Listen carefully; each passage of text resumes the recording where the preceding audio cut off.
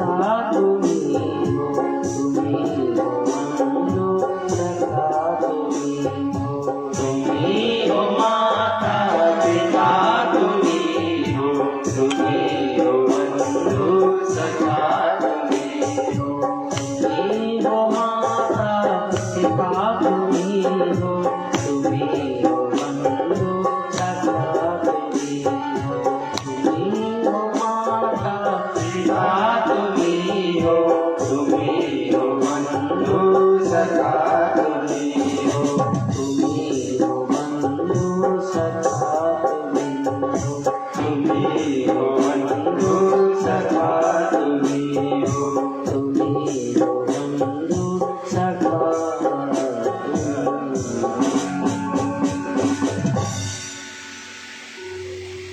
तुम्ही हो माता पिता तुम्ही हो, तुम्ही हो बंधु सखा तुम्ही हो।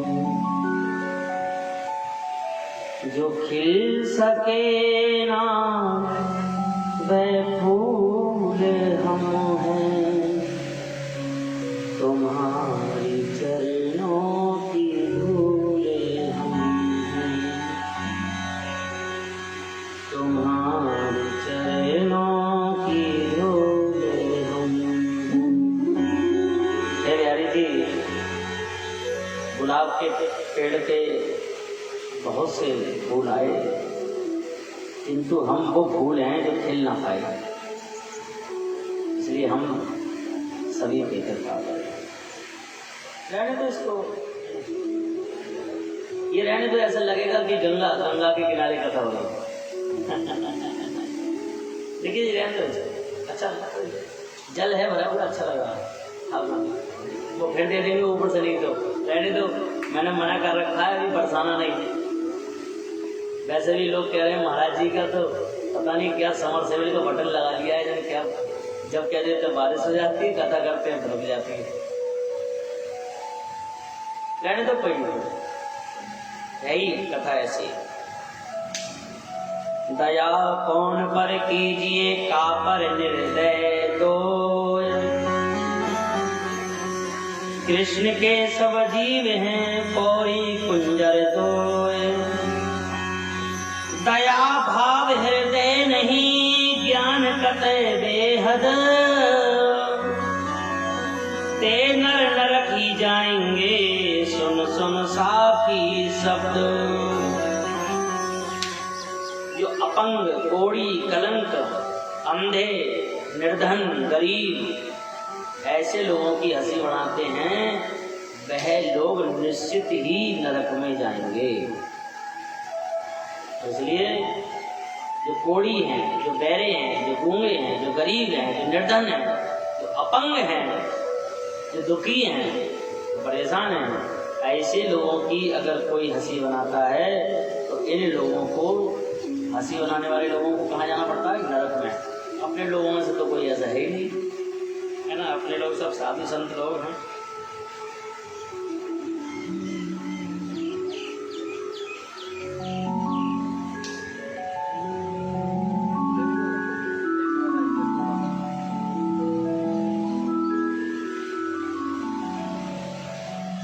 सुमरत सुरत लगाए कर मुख से कुछ ना बोल,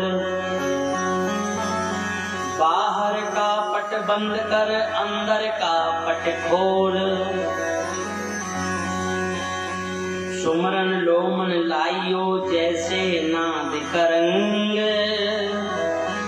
कह कबीर बिसरे नहीं प्राण तजे तई संग।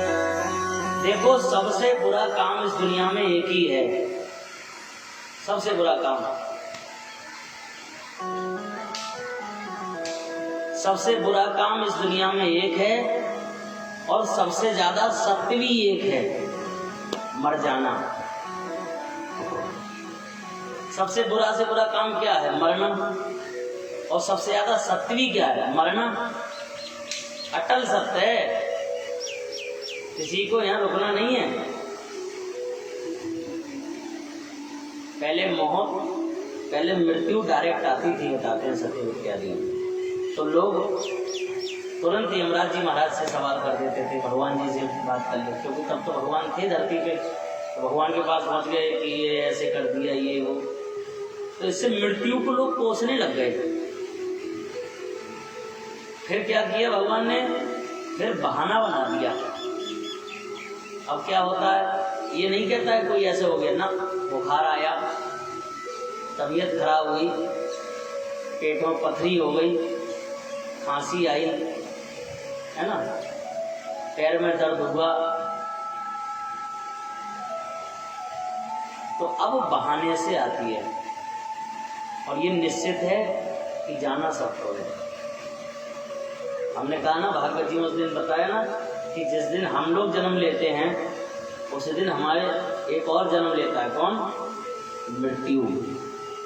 उस दिन मृत्यु भी जन्म लेती है, जितने दिन के हम लोग हो गए उतने दिन की वो हो गई। तो इसलिए ये पता चल जाए कि ये है, ऐसा होना है, तो फिर निर्भय होके जियो, बिल्कुल एकदम बिना टेंशन के, हर दिन जिंदगी का आनंद। एक दूसरे को इतना देखो, इस संसार को इतना देखो, इतना देखो, इतना देखो, इतना देखो, इतना देखो, इतना देखो कि कुछ और देखने की जरूरत ना पड़े।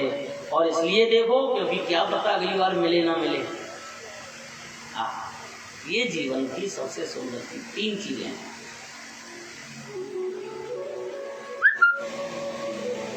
ये जो हो रहा है, ये जो होगा, ये जो कर रहे हैं, ये सब वह कर रहे हैं।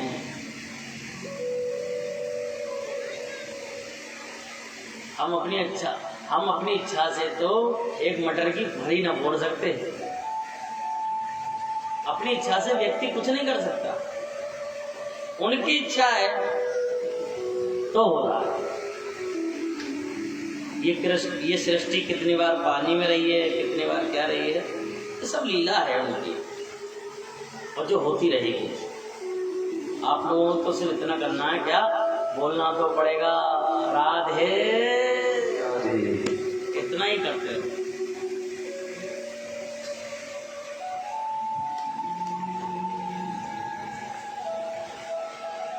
तो भैया आज 7वां दिन, और यही 7 दिन हम सबके पास हैं, है ना। 8वां दिन नहीं है कोई, यही 7 दिन है, Sunday, Monday, Tuesday, Wednesday, Thursday, Friday, Saturday, Sunday, है ना। दुर्लभो मनस्य देहि देहिनां क्षणभंगरे,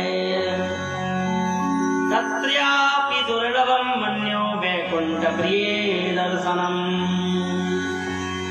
ये दुर्लभ है मनुष्य का शरीर, ऐसे ही नहीं मिला है इतना ये सुंदर शरीर और सुंदर लोग।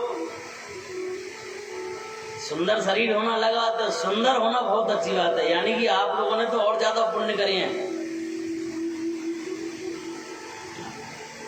जो लोग अपने आप को सुंदर समझते हैं वो, और सुंदर ये कैसे कहते हैं, हम यहाँ कोई नहीं है, सभी सुंदर है, वरना लड़ पड़ेंगे सब कथा के बाद। हमें तुमने कैसे कह दिया सुंदर नहीं है।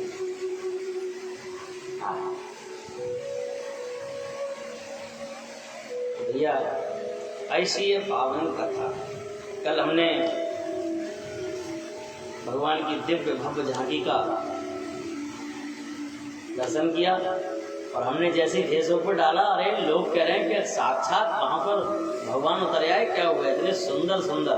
इन 4-5 जनों का फोटो इतना बढ़िया है कि बहुत लोग कह रहे हैं कि साक्षात बिहारी जी बुला लिए, बिल्कुल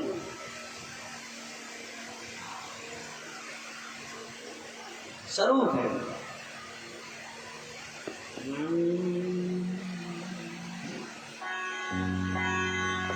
अनन्य अनन्य भाव, अनन्य अनन्य कथा,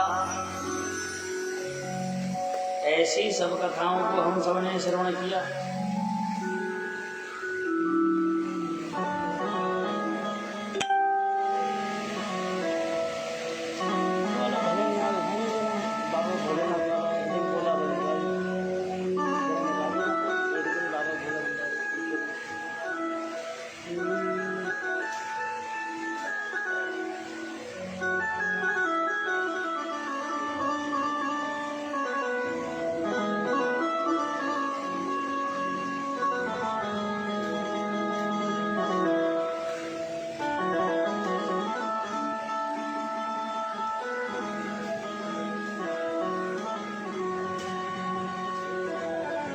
एक छोटी सी कथा रह गई थी कि भगवान जब गोकुल से जा रहे थे मथुरा, मैंने कहा था कि कल कह देंगे तो कह देते हैं। जा रहे थे तो दुख देने से पहले प्रभु ने आनंद दिया। ब्रज में क्या होता है? रास लीला, महारास आज भी होता है। आज भी शाम को 6 बजे हमने बताया था, निधिवन से स्वयं अपने आप बिना कहे वहां के बंदर भी निधिवन से निकलना शुरू कर देते हैं। दिन में बहुत बंदर होता है, हजारों लाखों संख्या, मगर 5-6 बजे यानी सूर्य उदय से पहले, सूर्य छुपने से पहले कहना नहीं पड़ता। अच्छा आदमी निकले तो ये है कि साहब इन लोगों का अपन में कुछ बहुत वो होगा, मगर वहां पे तो बंदर निकलना, और बंदर तो थोड़ा चींटियों की लाइन निकल, चींटियां जो होती है अंदर, वो चींटियां भी निकलना शुरू कर देती हैं अपना निधिवन से। और निधिवन की तो लीला, कैसे वृक्ष हैं एक दूसरे से जुड़े हुए हैं। कोई भी वृक्ष किसी भी वृक्ष से ऊपर नहीं है, सब कैसे हैं? जमीन से लगे हुए हैं, नीचे झुके हुए हैं। और सबसे बड़ी बात, आज तक उस जगह में घास उग के नहीं आई है ना। और सब सोनल को बता दो, इन्हें नहीं पता है।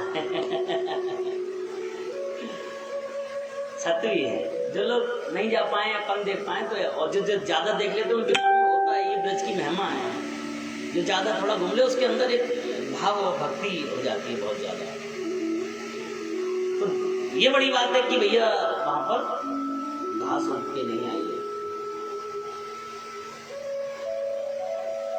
जो लोगों ने छुपके से देखने की कोशिश करी वो निधिवन में आज भी पत्थर की मूर्ति के रूप में बने गए। अपना गेट हेट नहीं खोल सकते। जो नीचे निधिवन है उसको किसी का गेट नहीं है, ऊपर थोड़ा सा हो सकता है, फिर भी उन लोगों ने खोला नहीं है, ना खोलते हैं। तो ऐसी ये अद्भुत लीला ब्रज की।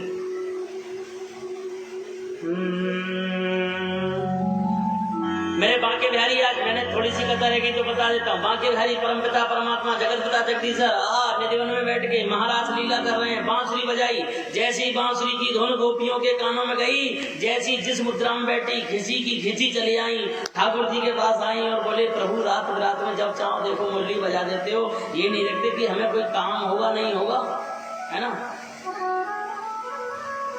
आज भगवान को ये बात थोड़ी अच्छी नहीं लगी। प्रेम में ये नहीं होना चाहिए। कोई नहीं, भगवान ने मुरली बजाई और सबको आनंद दिया। आनंद के अगले दिन ही तो गोकुल छोड़ के चले गए थे मथुरा। सब गोपियों के साथ मुरली बजाई है और मुरली में संकेत दे दिया अपनों को बुलाने का। माँ लक्ष्मी, माँ भगवती, जगदम्बा, सीता, माँ पार्वती, सती, सबको निमंत्रण है, सब आओ।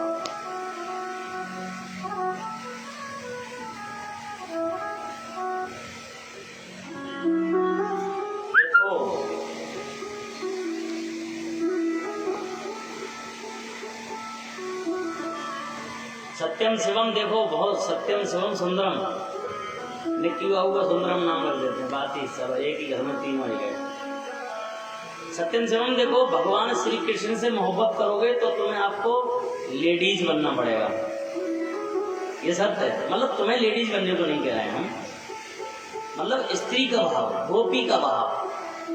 भगवान श्री कृष्ण से प्रेम में गोपी का भाव रखना पड़ेगा। और भगवान भोलेनाथ से मोहब्बत करते हो तो आपको बैरागी बनना पड़ेगा।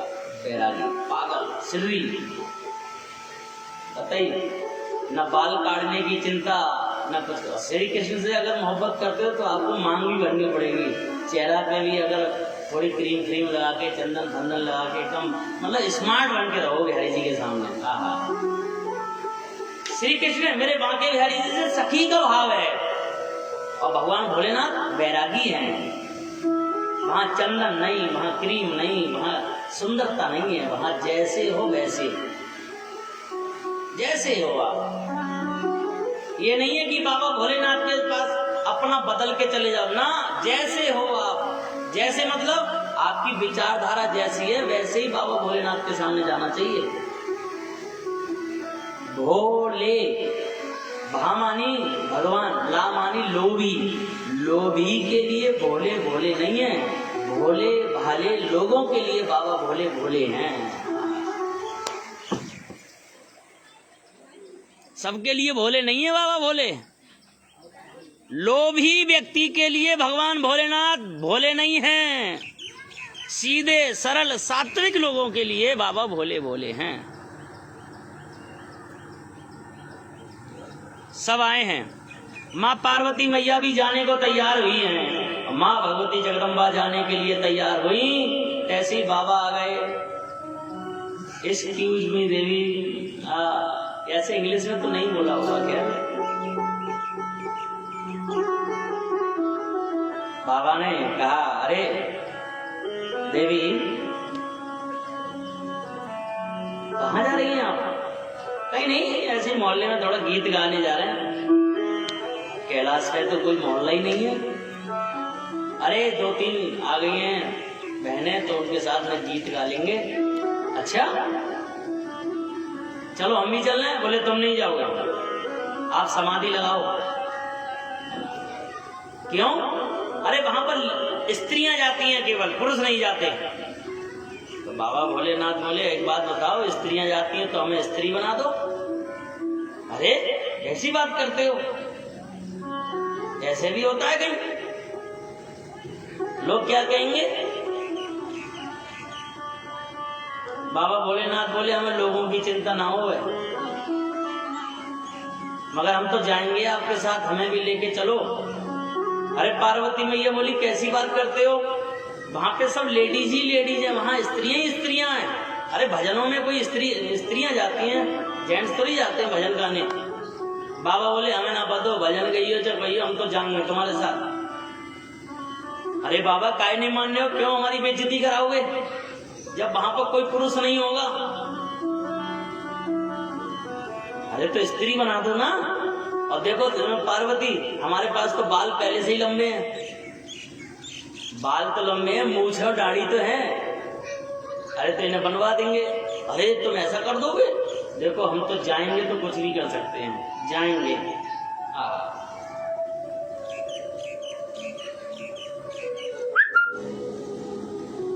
जहां बाबा भोलेनाथ हैं वहां रस नहीं हो सकता। इसलिए भगवान श्री कृष्ण ने बाबा भोलेनाथ को बुलाया, जिससे कि लोग ये ना कहें कौन सी रासलीला। जहां बाबा हैं, जहां भोलेनाथ हैं। और उम्र कितनी है बाबा की? मेरे ठाकुर जी की उस समय आप जानते हैं 9 साल की उम्र है जिस समय रासलीला की। रास का मतलब है आनंद देना, अपनों को आनंद देना। बाबा जाने की जिद कर रहे हैं। पार्वती मैया ने बहुत मना किया, बाबा नहीं माने। पार्वती मैया बोली, अरे तुम जानत ना हो, तुम्हारे बाल देखो कैसे जटाजूटधारी हैं, ऐसे कई महिलाओं के बाल होते हैं। तो बोले शैम्पू से धो दो। और तुरंत बाबा भोलेनाथ सनसिल्क का शैम्पू ले आए। और धो धा के बाल बाबा ने जो ही सुखाए, अरे कतई बिल्कुल एकदम हवा में उड़ने लगे एक एक बाल। पार्वती मैया ने आज पहली बार बाबा के बाल देखे। अद्भुत। बोले चलो अब तैयार करो हमें। एक पार्वती मैया बोली, प्रभु मान जाओ, क्यों हमारी बेइज्जती कराओगे? बाबा बोले, अरे पार्वती, पति के साथ जाने से कहीं बेइज्जती होती है? सम्मान बढ़ता है, लेके चलो। और मुझे तुम सजाओ, देखो मैं अगर ना लगूं स्त्री तो मत ले जाना, तुम्हारी बहन ना लगूं तो कहना। अब पार्वती मैया से ऐसी नाना प्रकार की बात करी तो पार्वती मैया ने कही, चलो देखते हैं, अगर लगेंगे सही तो ले जाएंगे, नहीं तो ही छोड़ जाएंगे। ये ब्रज का बड़ा सुंदर भाव है। और आज भी निधिवन में शाम के व्यवस्था में जो लोग होते हैं तो उनका सखी का भाव आज भी रहता है ना। तो हम 56 करोड़ की चुन्नी अपनी भुलाए तो जय ओढ़ लेते, तुम लोग भी अपने सिर पे पल्ला डाल लो, है ना। इसमें सिर्फ उभरा हुआ नहीं रहता है, सखी का भाव रहता है। बाबा भोलेनाथ आज भी वहां पर है ना, मैं बताऊंगा जो लोग गए हैं।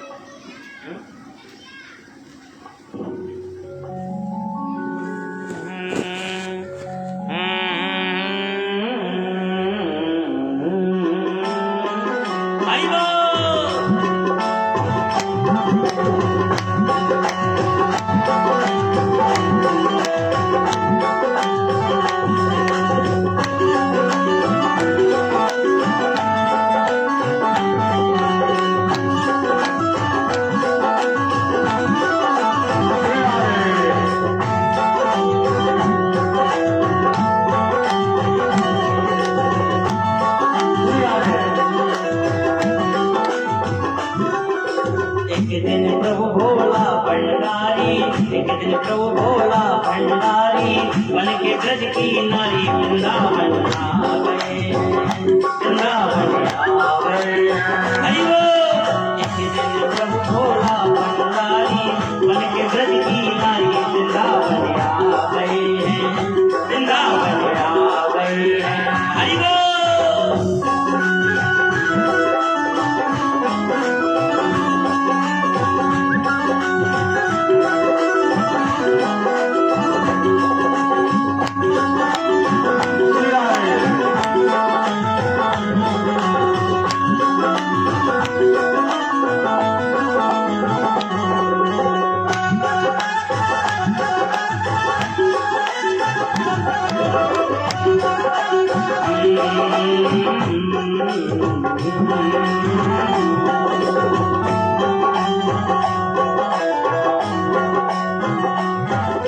बाबा बोले,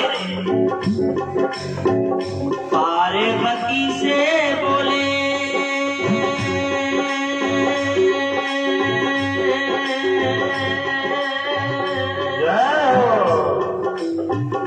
पार्वती से बोले मैं भी चलूंगा तेरे साथ में, ओ तेरे साथ में।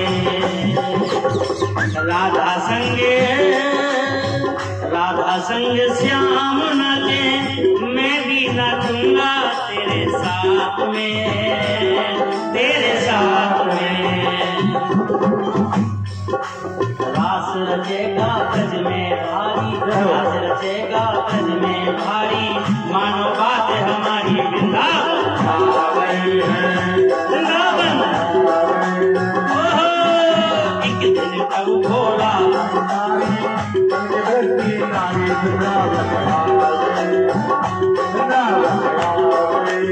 हरि बोल।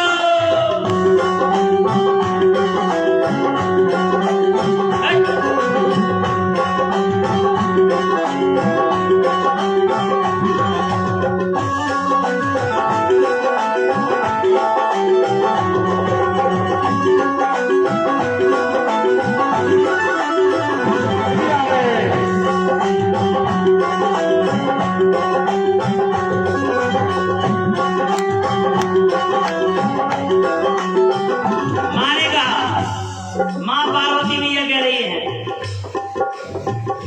ओ मेरे भोले स्वामी,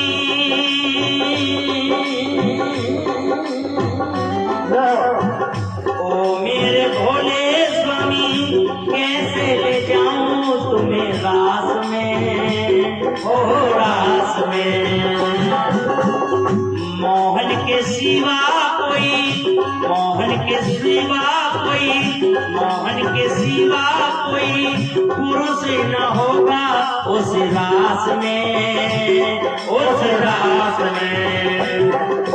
हंसी करेंगी ब्रज की नारी, हंसी करेंगी ब्रज की नारी, मानो बात हमारी वृंदावन आ गए।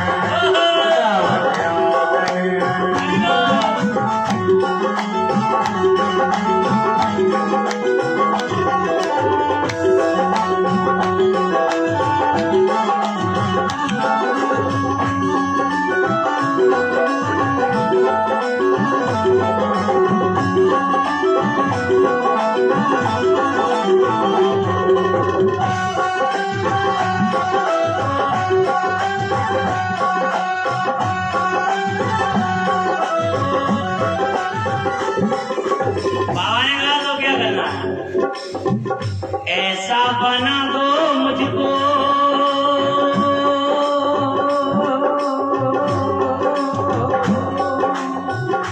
ऐसा बना दो मुझको, कोई न जाने इस राज को, इस राज को। ऐसा बना दो मुझको, कोई न जाने इस राज को, इस राज को।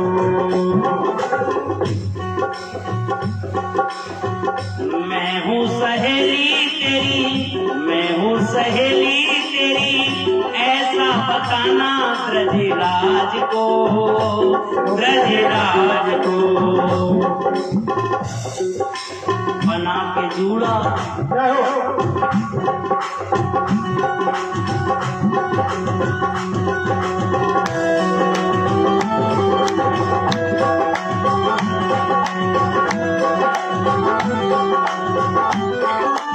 बाबा ने कहा ऐसा बना दो मुझको कोई न जाने इस राज को, इस राज को। मैं हूँ सहेली तेरी ऐसा बताना ब्रजराज को, ब्रजराज को।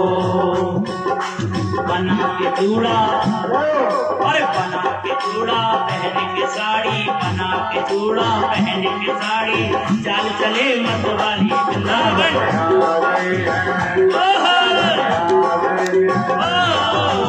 एक दिन तो घोड़ा भंडारी बन के रज की नारी वृंदावन आ गई है, वृंदावन आ गई है, वृंदावन आ गई है, वृंदावन आ गई है, वृंदावन आ गई है, वृंदावन आ गई है,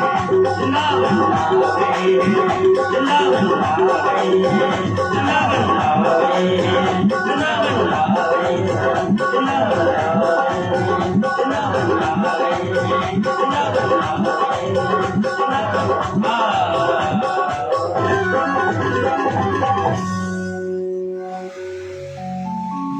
बना के जूड़ा पहन के साड़ी, चाल चले मतवाली वृंदावन आ गए। माँ भगवती पार्वती मैया को बाबा भोलेनाथ ने साड़ी पहन के दिखाई, और साड़ी पहन के जैसे ही चलती हैं माताएं, है ना, ऐसे ठुमक ठुमक ठुमक चल के दिखाया। तो बाबा बोले अब बताओ कैसा लग रहा हूँ। तो मैया बोले लग तो तुम मुझसे भी ज्यादा सुंदर रहे हो और अच्छे, तो बताओ क्या ख्याल है। बोले चलो पहुंचे हैं। मोहन ने बंसी बजाई,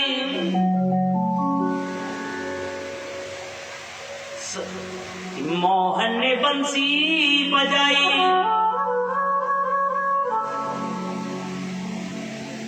सुध बुध भूले भोलेनाथ जी।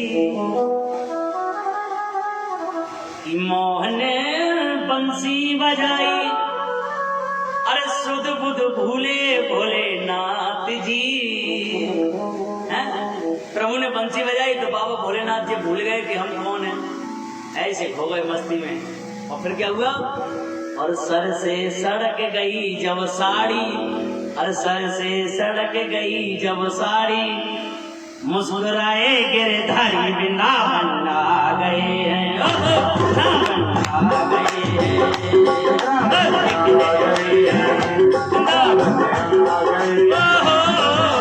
एक दिन प्रभु बोला भंडारे गज की नारी आ गए हैं, वृंदावन आ गए हैं, वृंदावन आ गए हैं। बाबा भोलेनाथ की साड़ी सरक गई, जूड़ा दिख गया, जूड़ा दिखा तो बाबा में चंद्रमा दिख गया। और जैसे ही चंद्रमा दिखा तो प्रभु मुस्कुराए और बोले बाबा ब्यूटी स्मार्ट, तुम कितनी सुंदर लग रही हो, तुम कौर नार हो। नार मीन्स इधर के क्षेत्र में नार भी कहते हैं, बैयर नार। अरे तुम कौर नार हो, तुम्हें देखो ना। हमने कहा अब बाबा कहते शर्म के मारे कहते झुक गए। क्या बोले, ऊपर चंद्रमा हटाना भूल गए। ठाकुर जी चंद्रमा देखे, भगवान बोले बाबा भोलेनाथ ऐसा तो कुछ दिख नहीं रहा होगा जिससे मैं पहचान में आ जाऊं कि मैं ही हूं। अचानक बाबा को याद आया कि मैंने चंद्रमा को हटाया ही नहीं था। अरे और ठाकुर जी सब गोपियों को छोड़ के बाबा की ओर ही घूमे। अरे बाबा यार, अब बाबा कहे जी हमें कहाँ समझ रहे हैं पता नहीं, ये कहीं 16,108 में हमें सारे में ना कर लें। 16,108 शादियां वही थी ठाकुर जी की, तो बाबा मनी मन सोचे जी हमें कहीं उसमें ना बढ़ा लें, 100 ना कर लें। अब ठाकुर जी अपनी तरीका से बाबा को ही ध्यान कर रहे थे। बाबा समझ रहे थे कि पता नहीं ठाकुर जी हमें कहाँ की समझ रहे हैं।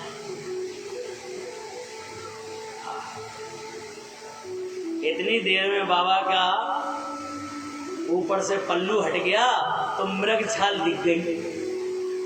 अब ठाकुर जी और हंसे, अरे ये बहन जी तो पहली बार ऐसे देखी कि शेर की खाल भी उड़ के आई हैं। आए ऐसे नाना प्रकार से देखने लग गए।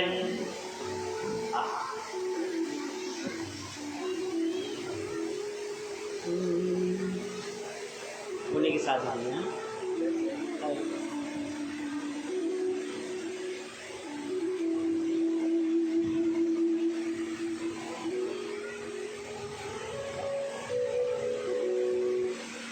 तो अभी हम लोग जा रहे हैं।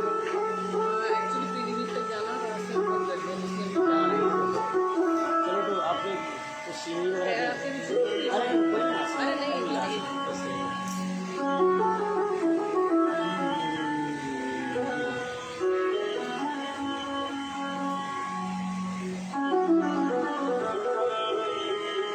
सत्यम ने कोई सीढ़ी नहीं लाए क्या वो है?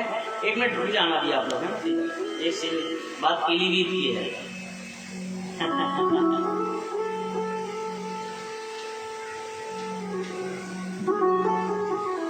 लड़कियों की शादी है तो उसमें छोटा सा अंशदान किया है। नीलमा बहन जी तो वैसे ही बरेली में बड़ा रहती हैं।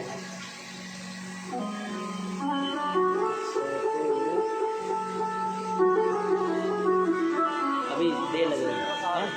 हाँ तो 2-3 मिनट ठीक, 2-3 मिनट।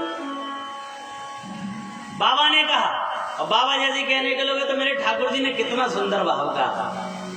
ठाकुर जी हाथ जोड़ के खड़े हुए, बोले बाबा एक बात कहें, तुम इतनी सुंदर लग रहे हो आज, और मेरी एक बात मान लोगे? बाबा बोले बताओ, वही पहचान लिया तुमने तो ठाकुर जी बोले मैं चाहता हूँ ये इस वाले स्वरूप में, दुनिया में अनेक शिवलिंग हैं, किंतु ऐसे स्वरूप में आप यहीं पर प्रकट हो जाओ, यहीं पर विराजमान हो जाओ। तो वही निधिवन के पास में, बांकी बिहारी जी से आगे बढ़ के गली में बढ़ के निधिवन है। निधिवन के पास में ही कौन है? बोलिए गोपेश्वर महादेव की। बाबा महादेव गोपी के रूप में, एक स्त्री के रूप में आज भी वृंदावन में बैठे हुए हैं, और जिनका एक गोपी की तरह, एक स्त्री की तरह मांग भरी जाती है, चुटीला बनाया जाता है, नथ पहनाई जाता है, क्रीम सब लगाई जाता है, बिंदी महावर भावर सब। ऐसे भगवान महादेव आज भी वृंदावन में विराजमान हैं। जो उनका दर्शन करता है उसके जीवन में अत्यधिक आनंद की प्राप्ति होती है। बिहारी जी के दर्शन करके एक बार जीवन में उनके भी दर्शन करना अति महत्वपूर्ण है। ऐसी सुंदर भगवान की लीला जो आज भी वहां पर है, जिसको हम लोग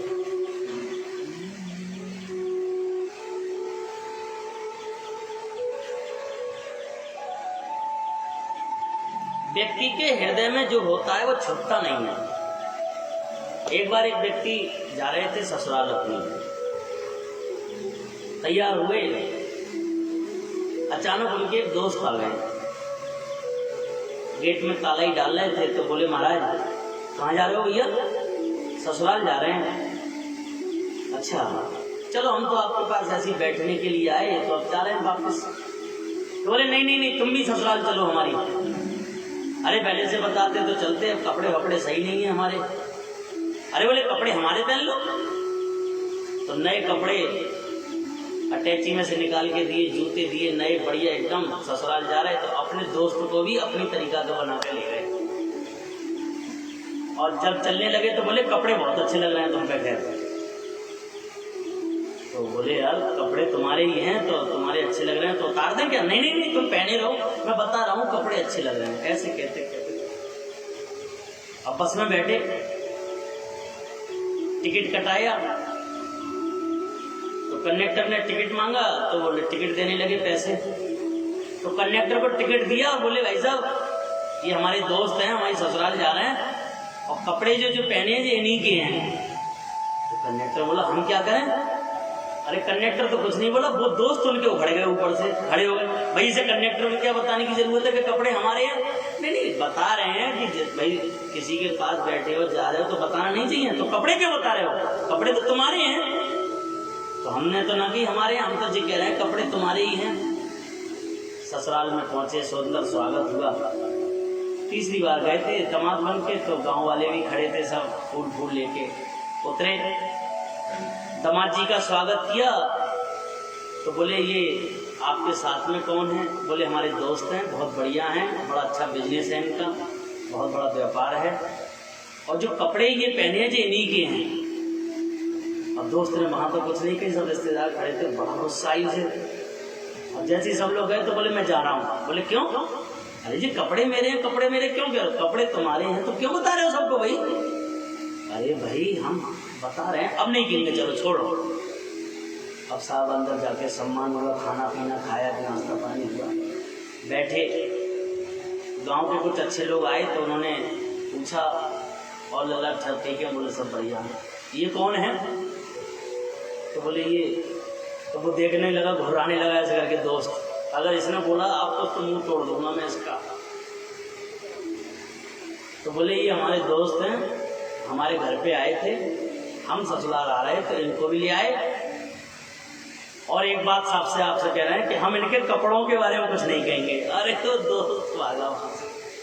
कभी कभार हमारे जो हृदय में होता है ना, हृदय में जो होता है, जो बाहर निकलता है, वो असलियत होती है व्यक्ति की, जो छुपाए से नहीं छुपती है। ऐसे ही अगर आपको अपने आस पड़ोस में सबकी सोच का पता चल जाए तो उनके प्रति उनकी ही विचारधारा के अनुसार कार्य करने की योजना बनाओ, जिंदगी में सफल रहोगे। बोलो वृंदावन बिहारी लाल की जय।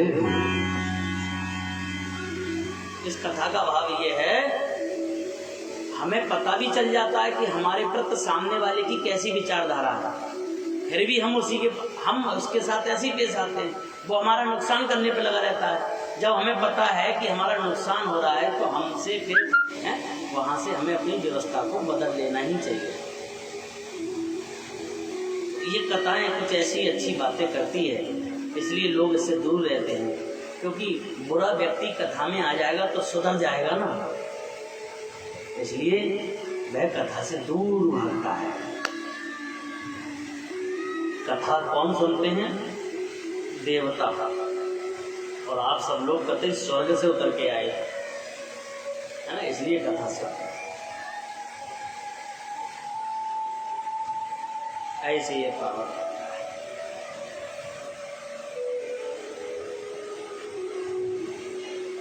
विदुर जी महाराज के भगवान प्रसाद खाने गए। आहा, अद्भुत आनंद, कृपा, मंगल, बहुत सुंदर।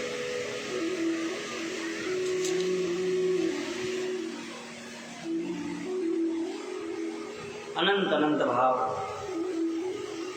अनंत अनंत सुंदर सुंदर कथा। परीक्षित महाराज ने पूछा, भगवान एक बात बताओ, ये गोपियां इतनी प्रिय क्यों हैं परमात्मा को? कोई एक कारण ऐसा तो होगा ना कि लक्ष्मी भी उनके सामने कुछ नहीं है, कोई देवता भी उनके सामने कुछ नहीं। ऐसी क्या बात है कि ब्रज में बिहारी जी की बात हो, भागवत जी की बात हो, तो गोपियों की चर्चा जरूर होती है। तो भगवान कहने लगे, एक बार भगवान बीमार हो गए, डॉक्टर लोग आए, वैद्य लोग आए, भगवान को देखा, भगवान की सांसें बहुत तेजी से चल रही थी और ऐसा लगा कि भगवान जाने ही वाले हैं। सब रो पड़े। राधा रानी मैया ने कहा कि कुछ तो करो वैद्य जी। वैद्य जी ने कहा, भैया बहुत कठिन काम है, अगर कोई कर ले तो सही हो जाएंगे। तो राधा रानी बोली, हाँ बिल्कुल करेंगे, बताओ। लक्ष्मी मैया ने कहा, मैं करूंगी अपने पति के लिए, बताओ क्या उपाय है। तो उन्होंने कहा कि अगर कोई भी भक्त इनसे जो भी प्रेम करता है, वो जिस जगह खड़ा है उस जगह की मिट्टी इनके माथे पे लगा दे, तुरंत सब लोग वहां से भाग गए। अरे कैसे कोई अपने चरणों की मिट्टी भगवान के माथे पे लगा देगा? कौन सा नरक मिलेगा? और फिर लक्ष्मी मैया क्यों अपने पति के अपने पैरों की मिट्टी अपने पति के माथे पे कैसे लगा दे?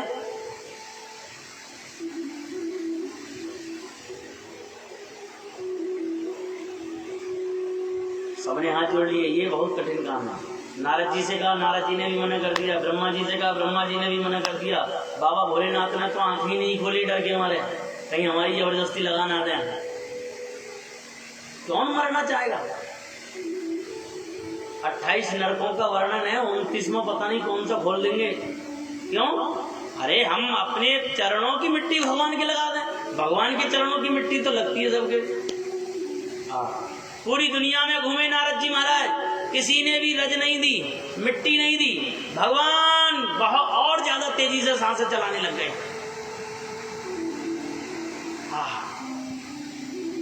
बहुत तेजी से,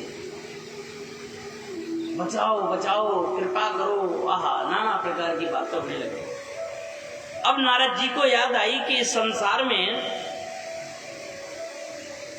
हैं ऐसे लोग जो भगवान को बचा सकते हैं। इसके लिए वृंदावन जाना पड़ेगा, ब्रज जाना पड़ेगा। और द्वारका से ब्रज की यात्रा के लिए नारद जी निकले, चलते चले जा रहे हैं। नारद जी की आंखों में आंसू हैं, और जैसे नारद जी के आंखों में आंसू देखे गोपियों ने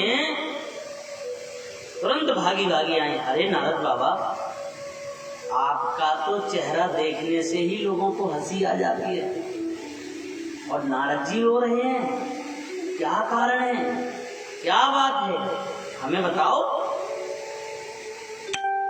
नारद जी ने कहा, गोपियों, आज भगवान अंतिम यात्रा पे हैं, बहुत स्वास्थ्य खराब है, शरीर उठ नहीं रहा है, नब्ज बिल्कुल चलनी बंद हो गई है, सांसें बहुत तेजी से चल रही है।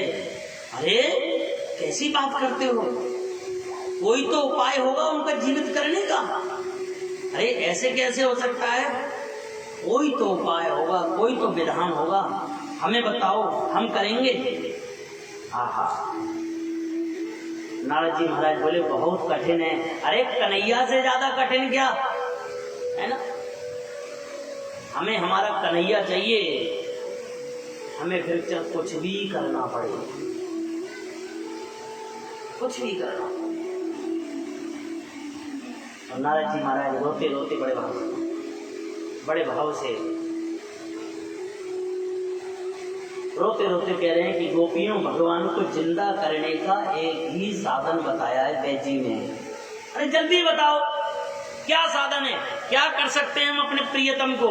बोले, अपने भगवान के जो भक्त हैं, जो भगवान से अत्यंत प्रेम करते हैं, वो अपने चरणों की नीचे की मिट्टी भगवान के माथे पे लगा दें। अरे गोपियों ने जैसे ही सुनी, अंदर अपने घर की ओर भागी और पल्ला लेके आई, पराते ले आई, और जहाँ खड़ी थी वहाँ की मिट्टी परातों में ले लेके खड़ी हो गई, और बोले, जाओ ये मिट्टी हमारे चरणों की जाके हमारे प्रियतम के, हमारे परमात्मा के, हमारे बांके बिहारी के, हमारे द्वारकाधीश के लगा दो और उन्हें ठीक कर दो।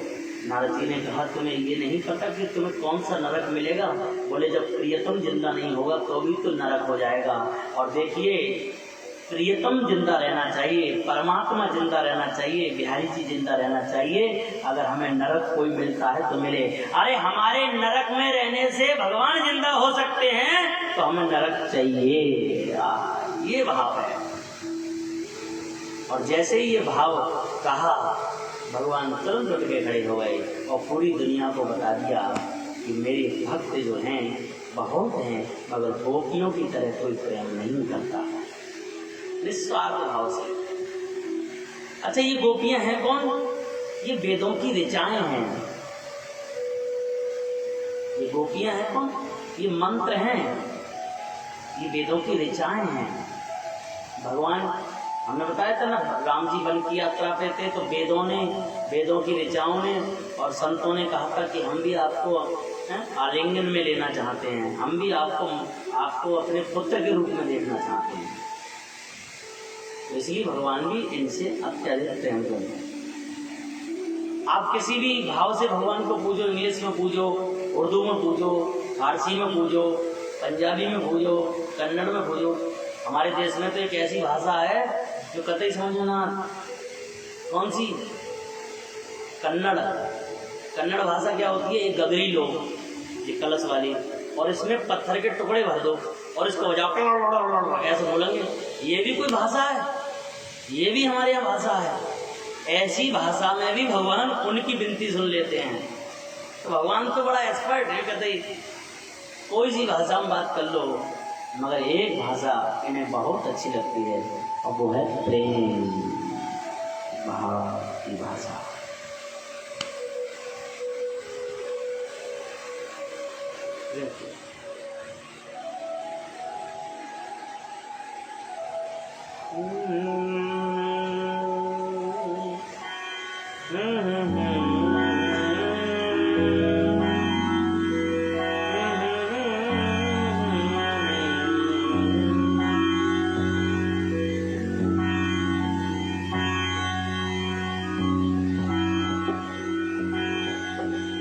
आज मैंने लिखा कि जिस धरती ने विश्व गुरु का वसुधा का उद्धार किया, जिस धरती ने विश्व गुरु का वसुधा का उद्धार किया, कालांतर में कुछ यवनों ने उसी पर अधिकार किया।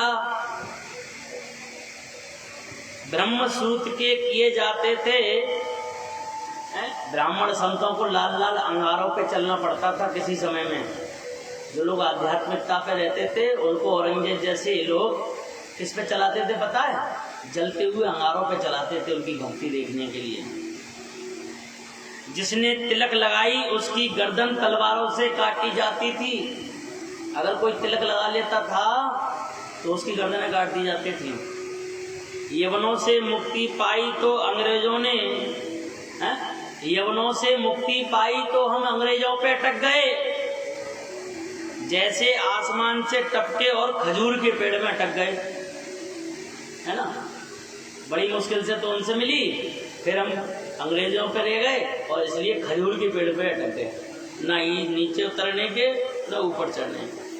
कारतूस में अंग्रेजों के द्वारा चर्बी भरते पर भारत माँ का पुरुष जागा, गौ माता के मरने पर माना गांधी जी ने कष्ट रहे सहे अपनी पूरी निष्ठा से प्रतिष्ठा से, और भारत प्रख्यात हुआ उनकी अमर प्रतिष्ठा से।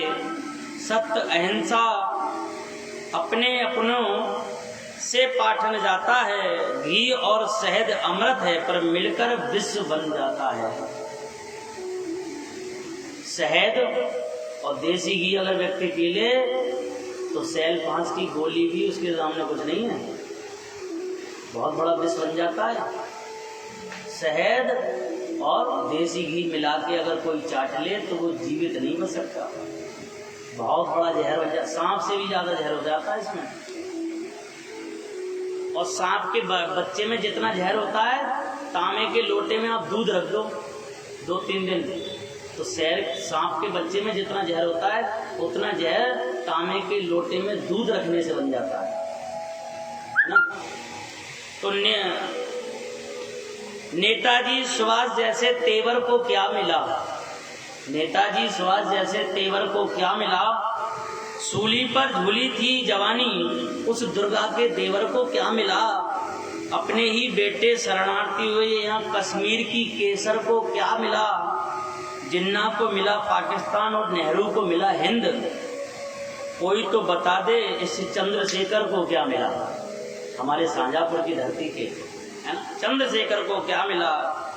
सूरज की रोशनी में जुगनू नहीं दिखे थे, सूरज की रोशनी में जुगनू नहीं दिखते, अंधियारों ने प्रभाव उनका बढ़ा दिया, अरे मानव ही पूजने थे तो पूजो विवेकानंद, अगर मनुष्य को ही पूजना है तो पूजो विवेकानंद। कर्तव्यों से विमुख हो गए और विप्रवरों ने झूठा इतिहास बता दिया, हम पे लाद दिया ये महान थे, ये महान थे, ये महान थे, और जो महान थे उनको छुपा दिया। आज भगवान की ऐसी कृपा हुई है कि कम से कम हमारी जो पीढ़ी है, हमसे बाद आने वाली, उनको अब पता चल तो रहा है कि महान थे कौन, है? जिनको फांसी हुई क्रांति के समय, पता है उनकी संख्या कितनी थी? 3,72,600 कुछ लोग फांसी के वो मारे गए थे जो क्रांतिकारी थे, जिन्होंने भारत की अखंडता और उसकी प्रभुता और उसको आज़ाद कराने के लिए हंस हंस के फांसी के फंदे पे स्वयं अपने गले में फंदा डाला। जिनको फांसी दी गई वो तो जन कितने होंगे, जिन्होंने कहा फांसी हो गई तुम्हें, तो उन्होंने खुद जाके पहन लिया गले में, इंकलाब जिंदाबाद, भारत माता की जय। ऐसे लोगों को जल्लादों की जरूरत नहीं पड़ी, उन्होंने तुरंत अपने प्राण अवसर कर दिए। और हम लोग पता नहीं किस देश में किस भेष में जी रहे हैं। बोलो वृंदावन बिहारी लाल की जय हो। कि हम परदेसी फकीर, जीवन में दो लोग मिल जाएं। फकीर शब्द, फकीर का मतलब है जिसको किसी, फकीर किसी जात समुदाय से जोड़ दिया हमने। फकीर का अर्थ है जिसको किसी भी चीज से मोह नहीं होना। तो संत और फकीर, संत फकीर जो बिल्कुल बैरागी हैं, आपको ऐसी हालत में मिलेंगे कि आप उन पे श्रद्धा कर ही नहीं पाओगे। और संत, संत और फकीर एक ही हैं, किंतु आंखों के नजरियों के कारण दो हैं। दोनों में से जीवन में जो मिल जाए व्यक्ति का जीवन धन हो जाएगा। तब किसी ने कहा कि हम परदेसी फकीर हमें याद करोगे, हम परदेसी फकीर हमें याद करोगे, याद करोगे, ओहो याद करोगे, याद करोगे, हमें याद करोगे। हम परदेसी फकीर, ओहो हम परदेसी फकीर हमें याद करोगे, हम परदेसी फकीर हमें याद करोगे। रमता जोगी बहता पानी, रमता जोगी बहता पानी, वो रमता जोगी बहता पानी, रमता जोगी बहता पानी। बांध सके ना जंजीर, बांध सके ना जंजीर हमें याद करोगे। हम परदेसी फकीर हमें याद करोगे, हम परदेसी फकीर हमें याद करोगे।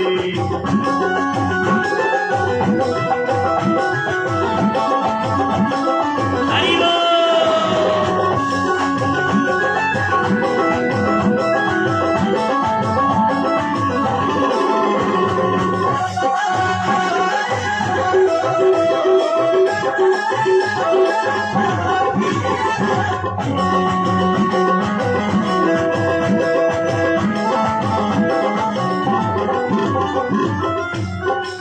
रमता जोगी संत वो है, संत कौन है?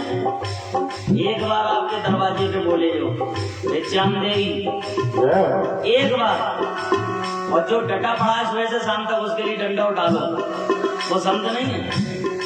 संत होगा एक बार बोलेगा भिक्षाम देई, और तुरंत आगे बढ़ जाएगा, और फिर तुम निकल के आओगे देने जाओगे उसको, ये संत है। संत और बहता पानी, बहता हुआ पानी, अगर पानी बह रहा है तो क्या करते हैं हम लोग? पीते हैं। किसान लोग हमारे इंजन चलाते हैं, बरा में पानी जाता है, पानी जा रहा है, धान भर रहे हैं, अब तो भरने की जरूरत ही नहीं है, अब तो 10-15-20 दिन का तो हो गया काम, छोटा बोल। जैसे 15-20 दिन हो जाए फिर हमें फोन कर देना, फिर बरसवा देंगे। बोलो वृंदावन बिहारी लाल की जय।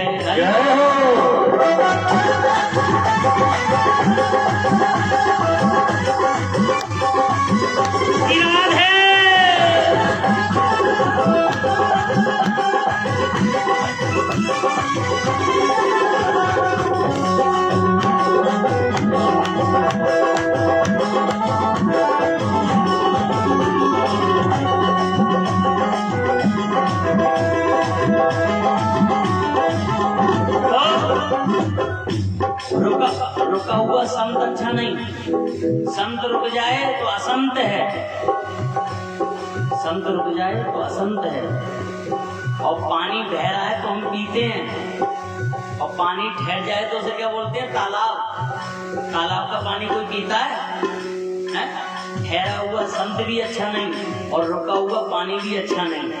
आहा, रमता जोगी बहता पानी, रमता जोगी बहता पानी, ओ बांध सके ना जंजीर, हमें याद करोगे हम परदेसी भटी, हम परदेसी भटी, हमें याद करोगे हम परदेसी भटी, हमें याद करोगे।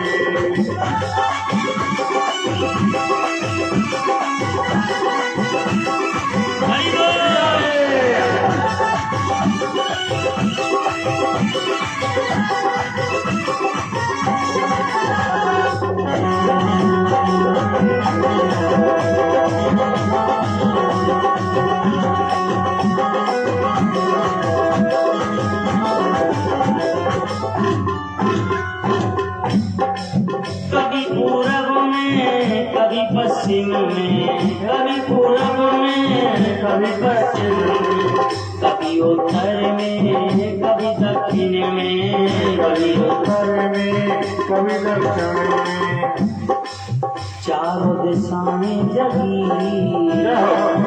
चारों दिशाएं जगी, हमें याद करोगे हमें याद करोगे हमें याद करोगे।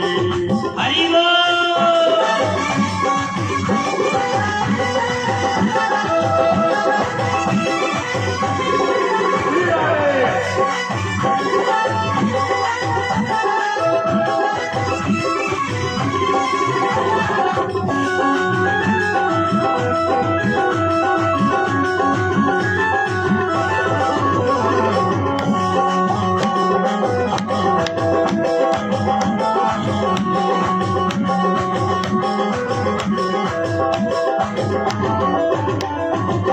कोई सुखिया कोई दुखिया रोवे, कोई सुखिया कोई दुखिया रोवे, कोई सुखिया कोई दुखिया रोवे, कोई सुखिया कोई दुखिया रोवे, ओ कोई सुखिया कोई दुखिया रोवे, कोई सुखिया कोई दुखिया रोवे, संत भजे रघुवीर, संत भजे रघुवीर, इन्हें याद करोगे हम परदेसी भटी, हम परदेसी भटी, हमें याद करोगे हम परदेसी भटी, हमें याद करोगे। ओ राम नाम को भूल न जाना, राम नाम को भूल न जाना, भागवत जी के चरणों में सर को नवाना, भागवत के चरणों में तेरे को नवाना, मेरी विनती है तुमसे अखी, मेरी विनती है तुमसे अखी, इन्हें याद करोगे हम परदेसी भटी, हमें याद करोगे, हमें याद करोगे हम परदेसी भटी, हमें याद करोगे हम परदेसी भटी, हमें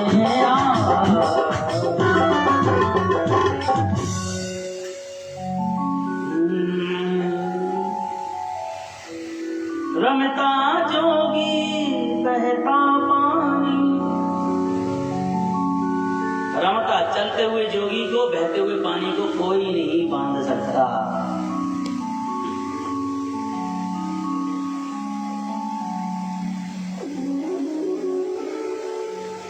कुछ लोग करना ही नहीं चाहते, और जो लोग करना चाहते हैं उन्हें भगवान नहीं करने देते। ऐसा नहीं है कि सब कर सकते हैं, ऐसे भाव से लोग ऐसे हम 7 लोगों को जानते हैं, लाखों से रुपए ले बैठे हैं, काम भी उनके हो गए, है ना। मगर बात आ जाए भागवत कथा की, तो ऐसे 7 लोगों को हम जानते हैं, हमसे बहुत संबंध है और सारे काम भी चले, मगर इतने साल हो गए, सारी कोशिश कर ले, उनकी भागवत कथा नहीं हो पा रही। इसका मतलब ये है, और कई लोगों के तो मेरे पास पैसे रखे हैं 2 लोगों के। अब बताइए क्या कारण हो सकता है, यानी कि कहीं ना कहीं खोट है और उनको उनका 1 रुपया भी भगवान को नहीं चाहिए।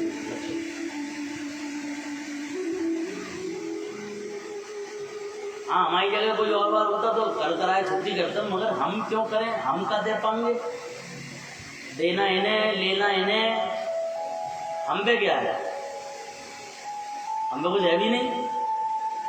7 दिन हो गए, हमने तो कुछ लौना है हाथ में, मैं कैसे ले लूं?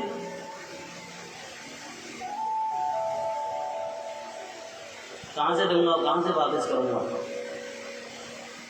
इनको दिलवाऊंगा तो इनसे वापस ही कराऊंगा।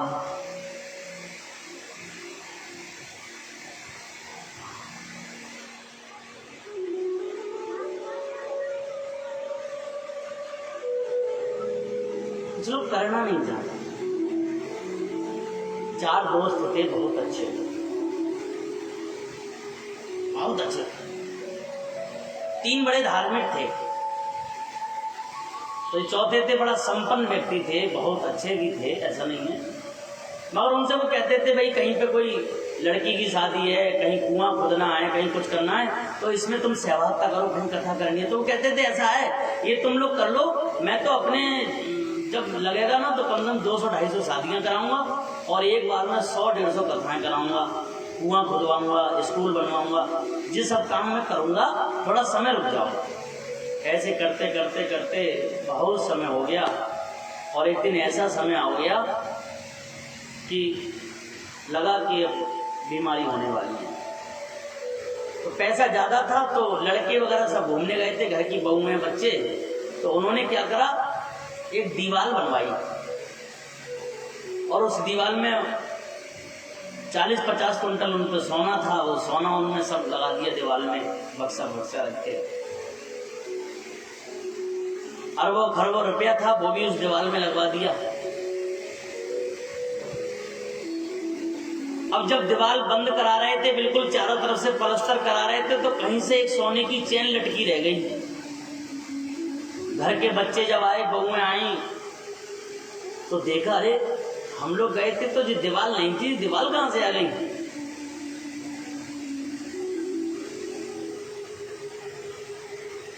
तो एक बहू उनकी इंग्लिश जमाने की थी, मॉडर्न जमाने की, वो जानती थी, थोड़ा सा वैज्ञानिक टाइप की रही थी, कुछ पूरा नहीं कर पाई, इसलिए इसरो में नहीं जा पाई, तो घर में ही वैज्ञानिक व्यवस्था उसने बना ली।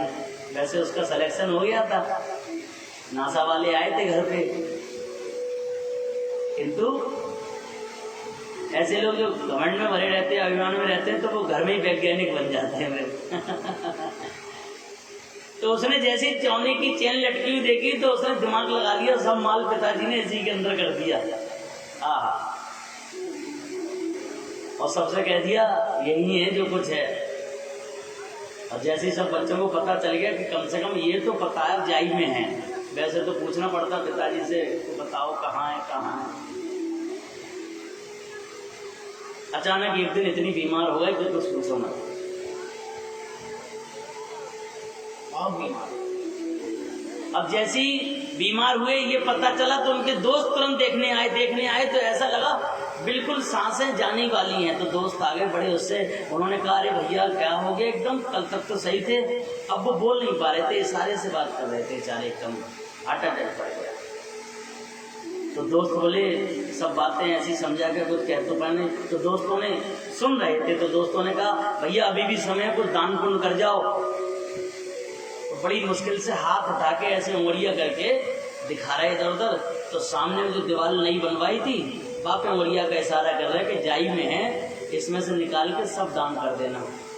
तो वहीं पे वो बहुएं और बालक खड़े हो गए उसी दीवार की सामने, उंगली के सामने। तो भैया दोस्त लोग बोले ये क्या कह रहे हैं तुम्हारे पापा? क्या रहे जितना माल था सब दीवार बनवाने में लगवा दिया, कुछ था ही नहीं। इतना ही पैसा था, ईंट मंगवा के बजरपुट मंगवा के जिससे कि लेंटर न गिर जाए नीचे को, तो इसी पे दीवार बना दी, हमारे सामने बनाई। इतने ही पैसा, अरे इन पे तो बहुत पैसा था। बता कहाँ दान कर दिया। अब बिल्कुल नहीं है, कुछ नहीं है अंदर अंदर तो कुछ है ही नहीं। अब वो बेर बेर उंगली से इशारा करें ऐसे ऐसे करके, तो दोस्त के हम समझ रहे हैं तुमने दीवार बनवा दी। अब वो सुन तो पा रहे हैं, कुछ कह नहीं सकते, गला बंद हो गया। और बच्चे भी क्या, पिताजी तुम टेंशन मत लो, कुछ मत दो हमें, शांति रखो, तुम रो मत। अगर रोवे इसलिए कि अरे पगलो भाई में सब माल है, थोड़ा निकाल के तो दान करवा दो मेरे हाथ से। बहू क्या, हमें कोई शिकवा नहीं है आपसे, आपने हमें कुछ नहीं दिया। और दोस्त भी कहे भाई तुम घबराओ मत, हम कर देंगे सब व्यवस्था, कोई दिक्कत नहीं है। नहीं नहीं, इसमें माल रखा।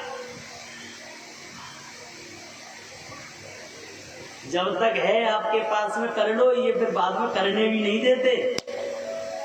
ये तो जा ही रहे हैं, हमारा और कम कर जाएंगे। और बेचारे उंगली का इशारा करते करते चले गए, मगर बच्चों ने एक भी प्रकार का उनसे दान नहीं कराया।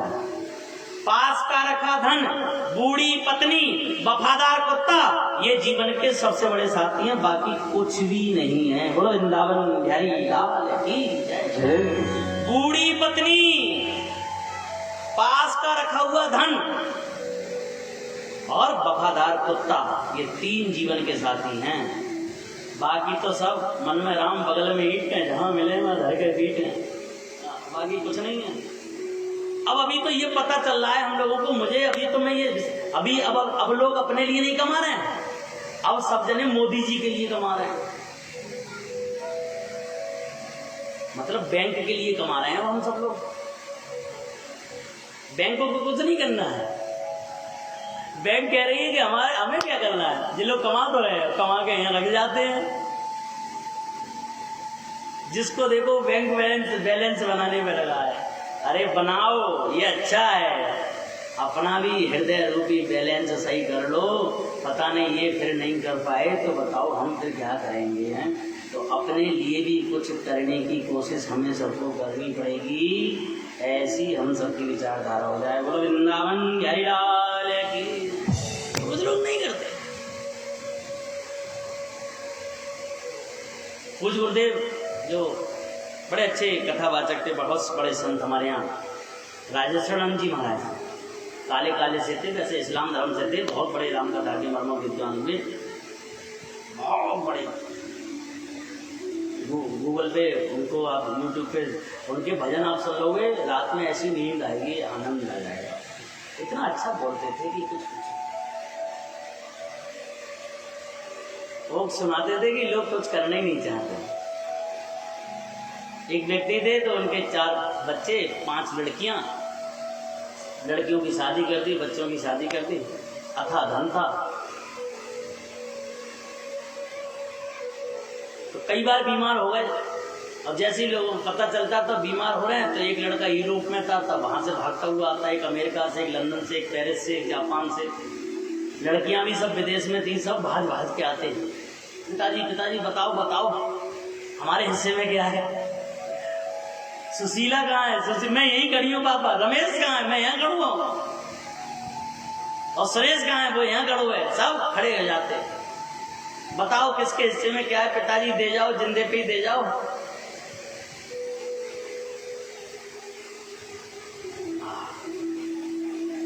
अब ऐसे 2-3 दिन करते थे, सही हो जाते थे, सब बालक वापस जाते। इनको तो रोज कोई ड्रामा है। अब एक दिन बिल्कुल बीमार हो गए, फिर सब भाग के आए, दौड़े